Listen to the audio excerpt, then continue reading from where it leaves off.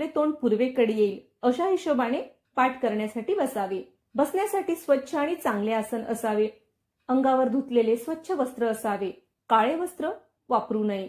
ग्रंथ ठेवण्यासाठी पाठ असावा. ग्रंथ हातात घेऊन वाचू नये. पाठ वाचताना किमान स्वतःला ऐकू येईल इतक्या मोठ्याने वाचावा.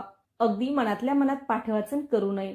पाठवाचन करताना एका लयीत आवाजाचा जास्त चढ उतार न करता योग्य छंदात करावा. पाठवाचन चालू असताना हलू नये. मध्येच कोणाशी बोलू नये आणि उठूनही जाऊ नये. जांभई, शिंक, ढेकर येऊ देऊ नये. तसेच भोजन करून पाठ वाचू नये. दुपारी 12 ते 12:30 ही वेळ सोडून दिवसभरात संध्याकाळपर्यंत केव्हाही पाठवाचन करू शकता. पारायण काळात ग्रंथ हलवू नये म्हणजे ग्रंथाची जागा बदलू नये. तसेच काळे वस्त्र सुद्धा परिधान करू नयेत. भांडण तंटा करू नये. परान्न ग्रहण करू नये. जमल्यास उपवास करावा किंवा एकान्न ग्रहण करावे. मांसाहार